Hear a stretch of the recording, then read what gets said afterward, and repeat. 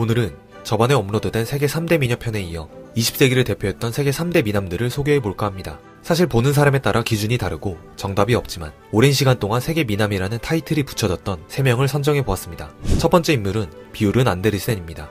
안데르센은 꽃미남으로 기네스북에 이름이 등재되었다는 거짓설이 난무할 정도로 세계 최고 미남 중 한 명으로 꼽히는데요. 만화 베르사유의 장미에서 오스칼 캐릭터가 그를 모티브로 그려졌다고 하죠. 이 만화의 작가는 당시 일본을 방문했던 안데르센의 얼굴에서 영감을 얻어 근위대장 오스칼 캐릭터를 탄생시켰다고 합니다. 그는 동성애 영화 베니스의 죽음에서 미소년 역을 맡은 후 인기가 폭발적으로 상승하게 됩니다. 이 영화는 나이가 든 한 작곡가가 베니스에서 마주친 완벽한 미소년 안데르센에게 인생의 마지막 사랑을 느끼는 영화죠. 하지만 이렇게 씌워진 환상적인 미소년이라는 이미지가 본인에게 상당히 스트레스로 다가왔는데 옷을 벗어보라는 등 그에 대한 무례한 말과 부정적인 시선들로 인해 박쥐떼에 둘러싸인 기분이었다. 나는 성적 대상이었다 라며 악몽 같은 시절을 얘기한 바 있습니다. 실제로 아름다운 외모를 보고 동성애자라는 소문도 났으나 본인은 이에 대해 확고하게 부정하였죠. 한 다큐멘터리에서는 어린 시절 어머니가 실종되었고 55년 만인 2020년에 유언과 함께 사망증명서를 받았다고 합니다. 그의 어머니는 정황상 자살한 것으로 추정되고 있습니다. 영화의 흥행과 명성으로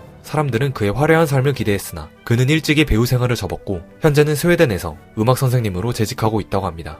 두 번째 인물은 프랑스 출신의 알랭 들롱입니다. 알랭 들롱 역시 지구적 꽃미남이라고 불릴 만큼 상당한 외모를 자랑하는데요. 그의 어린 시절은 평탄치 않았습니다. 4살 때 부모가 이혼하고 새아빠와의 잦은 갈등 속에 유복하지 않은 어린 시절을 보내야 했는데 학창시절에는 계속되는 비행으로 결국 중퇴했을 정도로 문제아였습니다. 군대에 있을 때는 부대 지프 차량을 훔쳐 근무지를 무단 이탈하여 영해로 여행을 떠났다가 운전 미숙으로 차량을 강물에 빠뜨린 혐의로 체포되어 11개월간 군 교도소에 있다가 결국 불명예 전역을 하기도 했습니다. 전역 후에는 짐꾼, 비서, 점원 등 온갖 일을 다 해봤다고 합니다. 그는 영화계로 진출하면서 다부진 몸과 매혹적인 눈빛으로 전 세계를 사로잡는 데 성공하지만 사실 현실에서는 자신의 여자에게는 썩 좋은 남자가 아니었다고 합니다. 알랭 들롱은 53세에 21살인 네덜란드 모델 로잘리 반 브레멘과 15년가량 동거하면서 딸과 아들을 낳고 살았는데 가정폭력을 일삼았다고 합니다. 무려 30살이나 연하인 부인을 폭행해 갈비뼈와 콧뼈를 부러뜨린 일이 일어나 대중들의 분노를 사기도 했습니다. 또한 알랭 들롱이 말하는 진정한 첫사랑이었던 로미 슈나이더와 연애를 하다가 독일 출신 락밴드 보컬인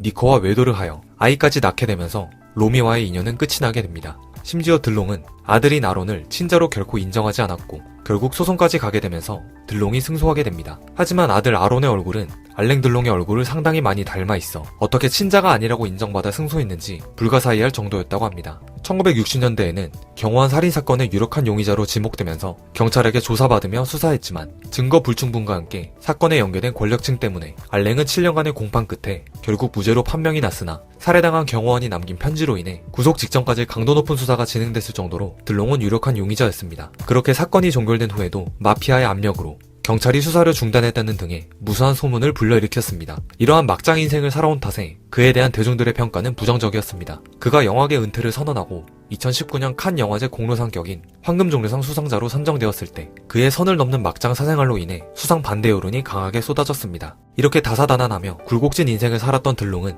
나이가 들면서 프랑스 사회 전반의 환멸을 느껴 1999년 스위스 국적을 취득하여 현재는 스위스에서 살고 있다고 합니다. 마지막 인물은 현재까지도 미남의 아이콘이라고 불리는 레오나르도 디카프리오입니다.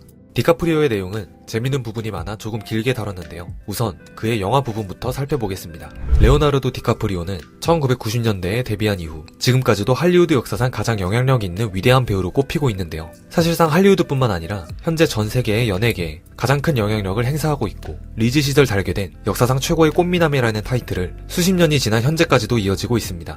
디카프리오는 무려 4살 때부터 CF나 TV 드라마 단역 등에 출연하면서 연기를 시작했습니다. 디카프리오에게는 연기를 시작하게 된 남다른 계기가 있었는데요. 의붓형이 CF에 나오는 것을 보고 자극을 받아 연기를 시작하게 된 것이죠. 디카프리오는 1991년 비디오용 코믹 호러물인 크리터스 3에 출연함으로써 영화계에 정식으로 데뷔하게 됩니다. 그러는 와중 디카프리오를 무명 배우에서 인지도 있는 배우로 반전시킨 한 작품이 있었는데 1992년 TV 시트콤 성장통의 시즌 7이었습니다. 이 작품은 한국에서 방영되지는 않았지만 당시 상당한 인기를 누린 인기 시트콤이었고 디카프리오는 여기서 노숙자 소녀 루크 역할로 대중들에게 눈도장을 찍게 됩니다. 그러다가 1996년 드디어 그를 할리우드에서 가장 관능미 넘치는 배우의 대열에 오르게 한 작품 로미오와 줄리엣의 로미오로 출연합니다. 로미오와 줄리엣에서의 수족관 씬은 현재까지도 회자되는 최고의 명장면으로 꼽히기도 하는데 이 영화를 통해 한국에서도 소녀팬이 많이 생기기도 하였죠. 로미오와 줄리엣에 이어서 바로 1997년에 세기의 걸작 타이타닉의 남자 주인공 잭 도슨 역으로 출연하면서 세계적인 스타 반열에 오르게 되었습니다.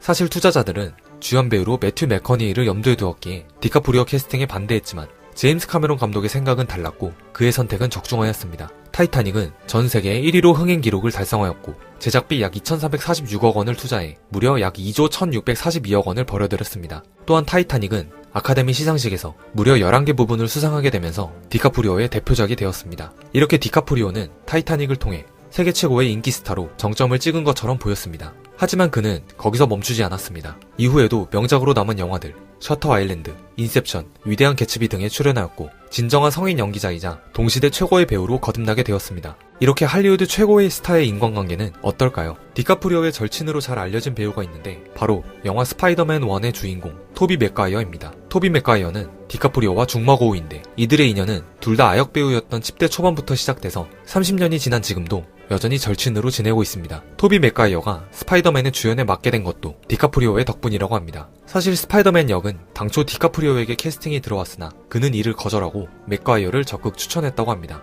그러한 이유에서인지 토비 맥과이어가 스파이더맨에서 주연으로 출연하게 되었고 다행히 크게 흥행하는 좋은 성적을 거두게 됩니다.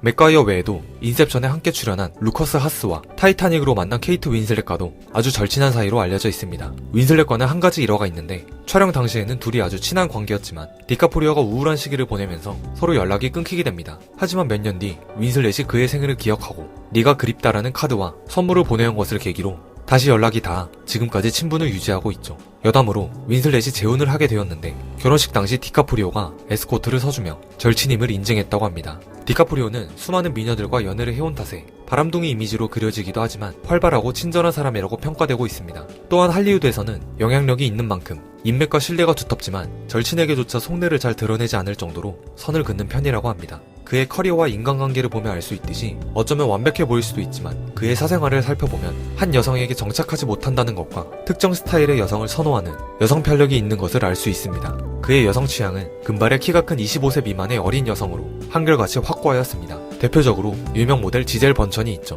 공식적으로 알려진 여자친구만 무려 18명에 달할 정도로 수십 년간 많은 여성들과 사귀었음에도 불구하고 늘 비슷한 스타일의 여성과 연애를 해왔습니다. 또한 그의 연애 기간은 1, 2년 내외로 짧은 연애가 특징이며 사귀는 여성의 나이는 25살을 넘기지 않는다는 것입니다. 데이트 코스조차 늘 고정적인데 항상 자전거를 대여하여 굳이 숨기지 않고 뉴욕의 길거리에서 데이트를 하기 때문에 파파라치에게 자주 찍혀 그의 연애사를 전 세계가 알 수 있을 정도입니다. 2011년에는 15살 연하인 에린 헤더턴과 사귀었는데요. 참고로 그녀는 한혜진이 뉴욕 생활을 할 때 룸메이트였다고 합니다. 2018년부터 현재까지 디카프리오는 모델 카밀라 모로네와 연애를 하고 있습니다. 그녀는 금발이 아닌 흑발로 디카프리오의 기준이 깨지는 것으로 생각되었으나 사실 그녀는 금발머리지만 흑발로 염색한 상태였다고 합니다. 카밀라 역시 1997년생으로 23살 연하이며 심지어 카밀라의 엄마도 디카프리오보다 2살이나 어리다고 합니다. 이제 01년생과 02년생도 성인이 되었으니 2000년대생도 새 여자친구로 삼을 가능성이 있다는 의견이 제기되고 있습니다. 또한 디카프리오 하면 빼놓을 수 없는 주제가 있죠. 바로 환경운동가입니다. 그는 동물보호, 환경 관련 단체에 지속적으로 기부하거나 환경 관련 행사도 지속적으로 주최할 정도로 환경보호운동가로도 활발한 활동을 하고 있습니다. 또한 동물보호주의자이기도 해서 채식만 한다고 합니다. 실제로 디카프리오의 트위터와 인스타그램에 작성된 내용을 보면 죄다 환경에 관한 이야기뿐일 정도로 환경 문제에 관심을 가지고 있습니다. 디카프리오는 어렸을 적부터 멸종동물에 관심이 많았고 주말이면 자연사 박물관에 가서 동물들을 관람하는 게 취미였다고 합니다. 때문에 배우를 안 했다면 해양학자가 됐을 거라고 말한 바 있죠. 1998년 영화 타이타닉 촬영 이후에는 디카프리오 재단을 설립하는 등 환경 문제에 큰 관심을 보여왔습니다. 디카프리오 재단은 앞서 해양 보호를 위해 70억 원을 기부한 바 있으며 지난 2014년 유엔으로부터 평화의 메신저로 지명돼 기후변화 문제에 대해 연설하기도 했습니다. 이후에도 유엔에서 기후변화와 대책에 대한 연설을 하거나 기부하는 등 그의 환경운동은 지금까지도 계속되고 있습니다.